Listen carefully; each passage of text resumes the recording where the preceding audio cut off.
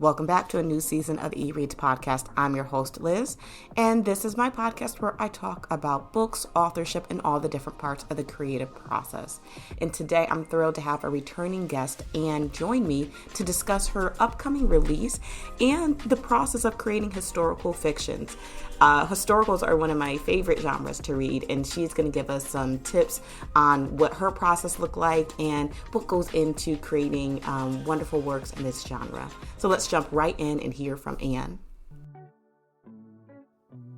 Welcome back, Anne. How are you? I'm pretty good, thank you. I appreciate you having me back, especially since I have a new book coming out. Absolutely. And today I can't wait to pick your brain all about your new book, which is a historical fiction, correct? Yes, it is World War II historical fiction, which while I've written historical fiction in the past, I have not written about World War II. So this was a new experience for me. Oh, so I'm going to jump right in. Well, first, can you tell folks what is a historical fiction for folks who may be new to the genre? Side note, I really like historicals, and my first was The Personal Librarian, and that was like my gateway into this genre, and it's such a beautiful storytelling. But please tell folks about what is a historical fiction. Well, it's about when the characters and characters take place in the past. And I think it's sort of magical for us because, we live now, we know what our world is like, but when we can travel back in time and see the way other people lived and Right. maybe feel like they felt, it really is kind of magical. And I've always liked historical fiction. It's not the only genre I write or read, but I will tell you that as an author, it's a very difficult genre because you can really mess things up. For Mm. example, Mm-hmm. because I'm writing about soldiers in World War II, I had to write about Jeeps because, of course, our modern day Jeeps were born during World War II. And what did I have the soldiers do? I had them jump in the Jeep and turn the keys. Well, there weren't any keys. Oh. They started with a push button. So, I put a rear view mirror in a Jeep. They didn't have them. So it's those kinds of things you have to be very careful with. Also, dialogue. We say things today like awesome, right? Right. They didn't say it they didn't speak that way back then. So there's a lot of things that can trip you up as a historical fiction author, and I feel I'm lucky because I spent 15 years as a reporter where facts mattered, Right. where you had to be very sure what you were writing. So that's what I find difficult, but it is I still love reading historical fiction. I'm with you, and it is a very popular genre. Yeah, and like you mentioned, it's I love history, but the context is different when you're looking at it through the lens of a person. And I feel like historical fiction really lets you do that. You are living this moment through this person, whether they be real or fake, and it really just makes the content more real. So like, oh my goodness. And the challenges and thinking about the different challenges, it reminds me of like writing fantasy. You have to really get that world building down. And what was that like for you in creating this world? What kind of strategies did you use?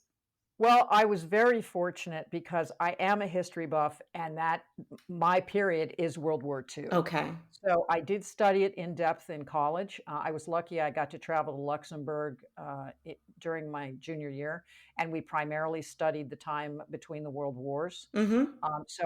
It was funny because I started writing this book during the pandemic. I took it on prior to the pandemic, and then my intent was to travel to France and to follow in this man's footsteps because Bud Richardville is a real guy. And then we all got shut in, and I went, I can't write this book because for me as a Mhm. reporter, I have to see and hear and smell a story Right. before I can write it. And so I went, I can't do this. And then I remembered I'd spent 6 months living in Luxembourg, which is where the Battle of the Bulge was and Mm. where a lot of the war was fought. And I thought, I already have those memories. I just have to reactivate them. And the Right. ironic part was I had no idea if Bud Richardville had actually been in Luxembourg. Mm. I had family letters and stories, and I didn't know until the book went to be published that He had been in Luxembourg. I got a copy of an obituary that ran when he in 1945, and it said he had been in Luxembourg. So I felt pretty good about that because Right. I can see Luxembourg, I can taste it practically. So it worked out pretty well. And when you're at least for me, I need to see the place I'm writing about. So it worked out pretty well. Absolutely, absolutely. Again, and you're talking about that. Again, it makes me think a lot about fantasy or just writing in general. I was talking with someone and talking about the importance of seeing, the scene, seeing the place, visualizing the smells and all of that so that you can ground your reader. And it's really cool hearing you talk about that in the context of historicals, of not just looking at the facts, but making the facts real, and it makes me excited about your story. Well, thank you. And it's funny you keep mentioning fantasy. For me, that would be really hard because you're creating it, and at the same time, you better not screw it up as you go on. If you created some mountain that was Yes. important in the beginning, you better not. You better make sure that's okay all the way through. I can at least fact check World War II. I don't think you can fact check your fantasy. Good point. Good point. But Anne, tell us a little bit more. So your story is called I'm sorry, Your Forgotten Son, correct? Your Forgotten Sons. Yes. Yes. Please tell us, well, one, where did this story come from and how did you land on this title? It's interesting. All my books took place in Arizona until now, Mm. and this was basically my best friend was having a very delicate spine surgery, and she had a tumor wrapped around her spine, and she had to go to Johns Hopkins in Baltimore, Mhm. where a surgeon was going to try to remove it, and we knew that she might end up paralyzed from the waist down. And she is married to a soldier who has horrible post traumatic stress and cannot be in hospitals Mhm. because he was in some and men were dying and he couldn't do it. So she called me and said, I need you to be my healthcare power of attorney. Mhm. So I took a week off from work. I flew to Baltimore. And the night before the surgery, she hands me a Ziploc bag full of 75-year-old letters. And Mm. she said, no matter what happens to me, I want you to tell Bud's story. And Wow. because here's my best friend, we're all horrified that she may end up in a wheelchair. I said, "Of course, I Yeah. promise," right? So Bud was her uncle. Wow. Her Okay. mother had children like 20 years apart, like women used to do. Mhm. So she actually Bud, who was in World War II, was her uncle, and he was her mother's older brother, and he never came home. Mm. And there were conflicting stories and what happened to Bud, and we don't know. So she got, she had the surgery. She walked out of the hospital, so she's fine. But I Good. made the promise. Yeah. So I said I would write about Bud. The problem was here is a man, by all accounts, a funny, nice guy. He was kind of rakish. Women loved him. He was handsome and charming. And at 29, he was still working in a lumber mill, and Mhm. that was paper products, and that was necessary to the war effort. So he was not drafted until he was 29 because he was working in the paper mill. So he ends up in what's called the Graves Registration Service. Do you know what that is? No, I was gonna ask you. Yes. Well, okay. They're hitting the beaches at Normandy. In a matter of hours, there are thousands of bodies. What do they do with them? Mm. And for days, you've got soldiers coming through, landing on the beaches. Now, for health reasons, you can't have a lot of dead people around. Right. And for morale reasons, you have to get these bodies moved somewhere. So the Graves Registration Service, which is part of the quartermasters, their job was to locate, identify, and bury the dead. Wow, okay. Yeah, so you've probably seen pictures of American cemeteries worldwide. They're in 36 different countries and territories, and that is where American war dead before Vietnam. We didn't leave people in Vietnam, but in World War II, there was no practical way to get dead bodies home. Mm. So they had to be temporarily buried, and some of them remained there. So if you go to Luxembourg or Epinal, France, all over Europe, there are American cemeteries that still have Wow. World War II dead in them. And the men in the Graves Registration Service are the ones that built those cemeteries. So Bud's job was to pick up the pieces. Wow. That Yeah, that's and yeah, that's amazing how there's, like, not only the history of this person, but like the history of what is going on at that time.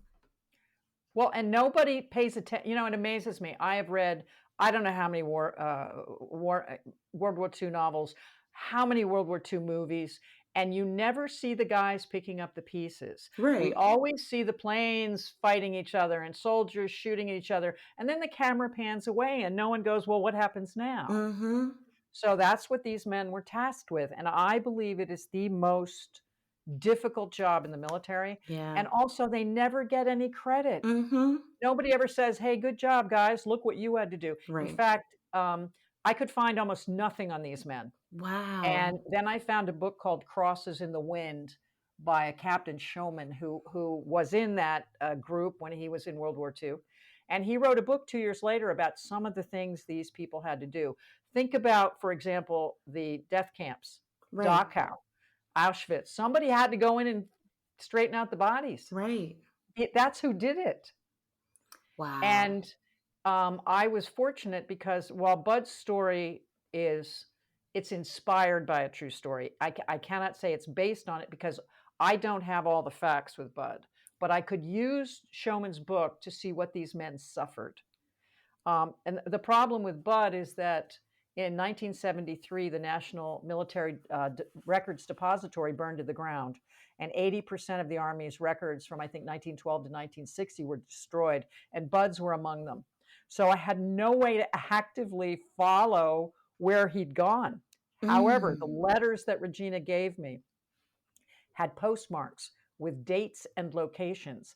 And I started following those, and I followed him from England to Normandy, to the Battle of the Bulge, to Czechoslovakia with Patton. And later when I saw his obit, I realized that I had followed him correctly. So he was in these places. Wow. It's like not only were you being a writer, but you were being like an investigator, a Yes, reporter. absolutely. And at first I thought this, I really like to see hard facts. Yeah. But there aren't any. There simply aren't any, and, but I do have letters from his mother and from his sister and from his brother-in-law, and there's also a love story in here. Mm. He Have you ever heard of an allotment Annie? Mm-mm. What's that? Oh my gosh, this is a real thing, and, the military knew it was happening. In fact, they made videos to show to the soldiers and sailors and airmen to protect them. They said, "Look, there are women out there who are going to say they're in love with you right before you ship out. Mm. And they're going to convince you to marry them. Why? They want a paycheck." Right. So back then, you'd get $20 a week if you were married to someone in the military. And the bottom line is that's like $360 a week today. Okay. And then if they died, you got Mm. $10,000. Wow. So apparently there was one woman who was married to 6 sailors at the same time. Really? Yeah, and they only found out because 2 of them happened to be bellied up to a bar in Australia showing pictures of their wives, and it was the same woman. Oh my So god. she went to prison for a while. Oh But my most of goodness. Yeah, and remember where these guys were coming from. They were farm boys, Mhm. naive, they never knew women, they were, and so they got taken advantage of quite frequently, and there is some belief that Bud was taken in by one of these women. And it Wow. was his story is heartbreaking. It just is horrible. She was mean, cruel, and broke his heart. So not only is he picking up the pieces of dead soldiers and airmen, but he is dealing with a woman who doesn't really love him. Mm. So, and in the middle of all that, there were quiet family rumors of another woman in Europe, and Mm. I knew nothing about who she might have been, but I created a character who I think will serve in her stead, named Eva. So it's a complicated. It is heartbreaking. I will tell you that. Oh my goodness, and so layered, and so question as an author and for other authors who might be listening, how do you mentioned there were pieces missing. How do balance the fiction with the historical? What kind of strategies did you use that maybe is helpful to others? First of all, I had to create characters around Bud. other than his family members who were real people, Mhm. I had to create his buddies. And you don't have a choice with that. If you're doing historical nonfiction, Mhm. then all of those characters are with you. You're talking Mhm. about the founding fathers, we know who they are. Right. Okay. But in this case, I didn't know who he was with. So I had to create plausible people. And that's not always easy. But again, because I have a pretty solid knowledge of that period of time Mhm. and and what soldiers went through and how soldiers behave, um, I managed to get through it. I'm not sure I answered your question there. Did I? Yes, you did because, uh, you kind of think about the pieces, right? Like, okay, you have the real person or the person that, you have the facts on, and then you think Right. about the people around them that, may not have that accompanying knowledge. I love that. And thinking about digging into all that history, how do you know when to stop digging? I imagine you keep digging for years and years. How do you know when to stop researching and Y- start writing? Um, That's a very good question, and I'm not sure I have a solid answer. Yeah, when do you stop writing? It's funny, I do not write really long books. Mhm. I kinda and I write I'm a pantser. Do you know what a pantser is? Yep, that's me. And Yeah, for those I have no idea generally where my characters are going and what they're gonna say. They surprise me. It's like I'm schizophrenic. I'm like, "Oh, they're talking to me." But, with Bud, I knew there had to be an end to it, Mhm. 'cause it's been 80 years. Um, I I write like a reporter, which means we do not use any extra words. We're not horribly flowery. We're very descriptive, but the bottom line is when I was like in print reporting, they would say, "We're giving you 800 words. That's all you get." Right. So you have to be very judicious in your use of verbiage, and I am. So I don't know. I think the story just tells itself, and I'm just a bystander most of the time. Oh, I love that. I've never been a planned out person ever. So I just followed Bud and using my knowledge of the landscape, the Mhm. setting, incredibly important. So I could see Luxembourg, I could see the landscape, I could see a cafe where he might be sitting, I could see the cobblestone streets glistening, I could see those things. Um, I think I think you just have to let it carry you wherever it needs to go. I try not to tell the characters what to do. Yeah. I let them tell me what they're doing. Yeah, I love that. I love that.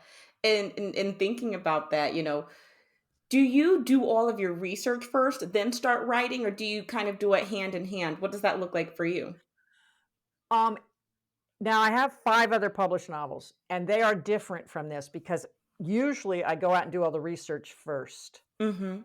I wrote one called Wild Horses on the Salt, where I had to go interview like a cattle rancher and people involved in saving the horses and people that ran an inn. So I get all those done ahead of time, Mhm. and then I usually start writing. But in Bud's case, because I was working hand in hand with Regina, who would talk to her family members and gather stuff for me, it kind of was an ongoing process of both. It was not my normal thing, but we were all locked in and had nowhere to go, so it's who cared how long that took. But normally, I do the research first, and it doesn't mean I don't add to it and change and find new things along the way. But I get a basic sense of character, facts, setting before I start. Oh, I love that. And last time I had you on, we talked a lot about publishing. Can you tell us the publishing journey with this novel, and how you went about that? Publishing is a nightmare. I love the writing part, but it's hard. Back when I had Your Forgotten Sons originally, and remind me to tell you why that's the name. Mhm. Still had an agent, and I had an agent for 14 years, and she just retired. So now, Ah, but she retired. Before she did, she sent my book to I don't know how many publishers. It was declined by everybody. no. It's Yeah. such a Oh, of good story, course. though. It's part of publishing. You Mm. just can't take it personally. I'm lucky I was a sports official for like 40 years. People have spit on me. Had a police escort to my car. I've had my tires knifed. So just being rejected by a publisher usually isn't going to kill me. But I got she retired and I still had the book. And I had a book come out. I'm with 3 different publishers, and anybody who's an independent with independent publishers, At any given time, they might go under. I've had 5, and 2 Okay. 2 have closed. So, it's the minor league baseball analogy. Mm, Uh, what Major League Baseball. Well, most Major League Baseball players don't get there unless they go through the minor leagues. They start okay. in A-ball, which is little tiny towns where they don't make much money. Then they go to a bigger market where they make a little more, and then they go to AAA, which is almost to the major leagues. Well, I'm with an independent publisher now who's like AAA. Okay. Um, and that is just the reality of publishing today.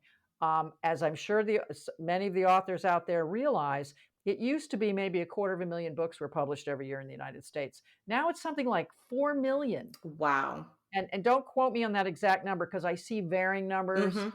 But the bottom line is, if every year we're producing what is it? The vast majority are self-published. Yep. In fact, I read only 2% of authors are traditionally published. Oh, 2%. interesting. So that's a minuscule amount. So I pat myself on the back a few times because all of mine are traditionally published. But does that mean I've got a lot of money in the bank from this? No. No, it cracks me up when people think we're all millionaires. Um, Absolutely. uh, so the bottom line is it's extremely difficult. We tried. I think it's a great story. I think it's a marketable story. World War II historical fiction is very popular, but I got turned down I don't know how many times. So finally, I took it to my publisher, Next Chapter. They'd published Wild Horses on the Salt. They took it in a week. Wow. So, my ego was assuaged a little bit. But, I'm going to say, if you're an aspiring author, please do not quit your day job Absolutely.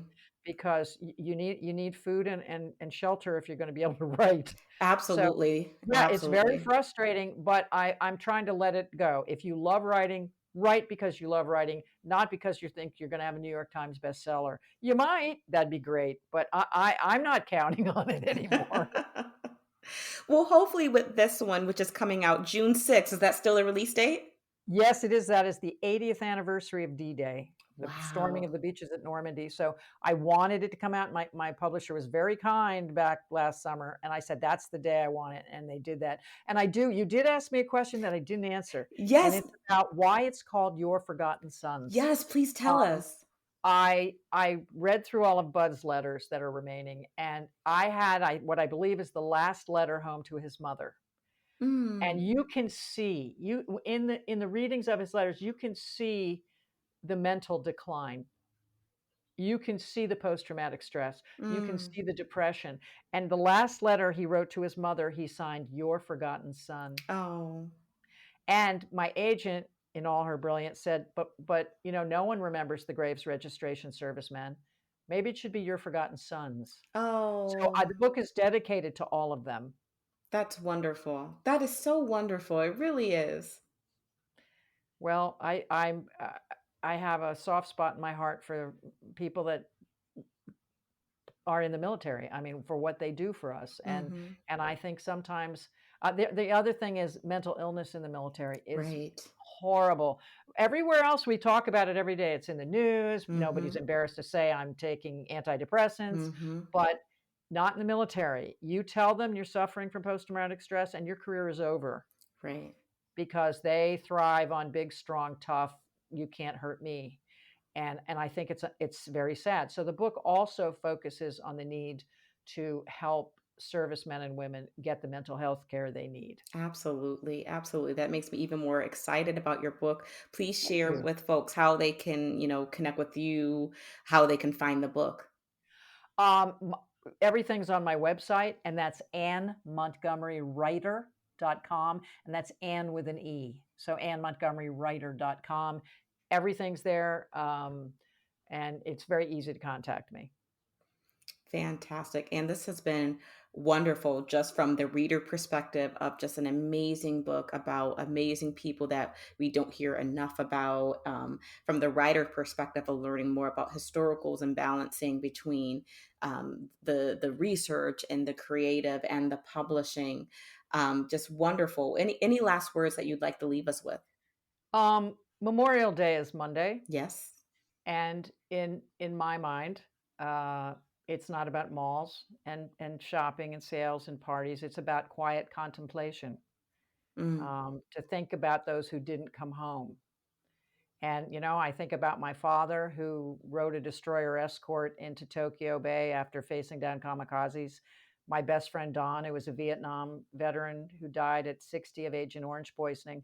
And now I think of Bud and the men he worked with. So I ask that on Memorial Day, we think about them.